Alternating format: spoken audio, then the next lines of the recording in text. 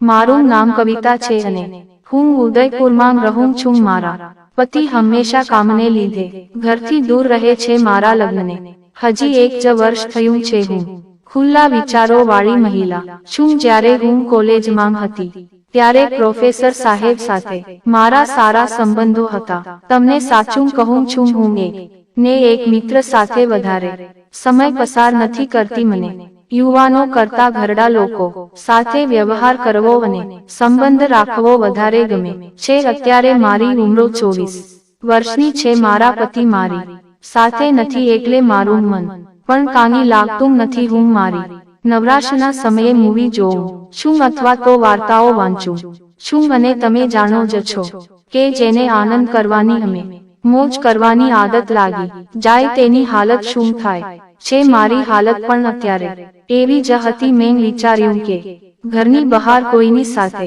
મોજ મસ્તી માટે ખોટો સંબંધ વધારવો એના કરતાં તો ઘરમાં જ એક મિત્ર બનાવી લઈએ.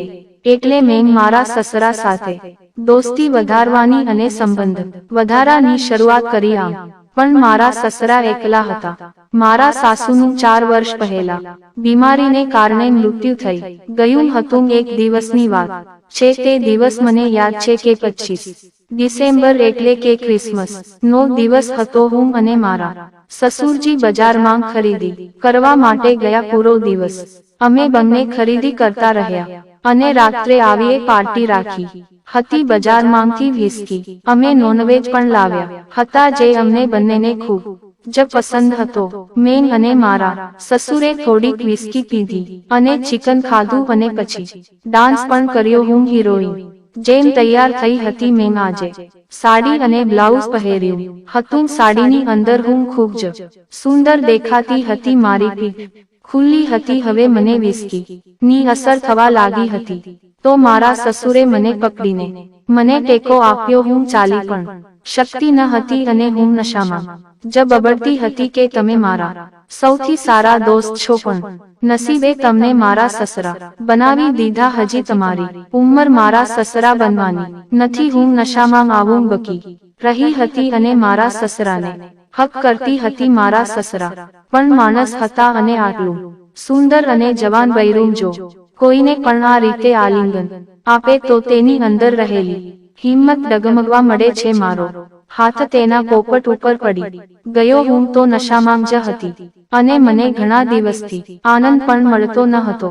એટલે હું શું કરું? હું મારા સસરાને ખુલ્લી ઓફર આપી રહી હતી. મેં તેને કહ્યું, મને આજે તમે ખુશ કરી દયો. કામ પણ કરો પણ તમે મારી વાત સમજો, કારણ કે મારા પતિ પણ ઘણા સમયથી બહાર છે. આજે 3 મહિના થઈ ગયા. હું તો એક દિવસ પણ રહી નથી શકતી. તે થોડીવાર માટે ચૂપ રહ્યા અને પછી તેને મને ગળા ઉપર એક નાની એવી બકી આપી અને પછી અમારા બંનેની પ્રેમ કહાની શરૂ થઈ ગઈ. તેને મને નશામાં ચાલી ન શકતી હોવાથી પોતાની ગોદમાં ઉઠાવી લીધી અને મારા રૂમ સુધી લઈ ગયા.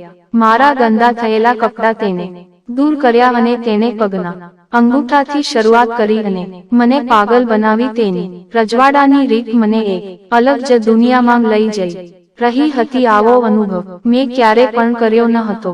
હજી અમારી પાર્ટી શરૂ થઈ હતી ત્યાં અચાનક મારા રૂમ ની અંદર કોઈ ત્રીજી વ્યક્તિ આવ્યાનો મને અહેસાસ થયો અને મેં આંખ ખોલીને જોયું તો તે મારા પતિ હતા. અને પછી જે કંઈ થયું મિત્રો, તે જાણવા માટે વિડીયોના અગલા ભાગની રાહ જુઓ.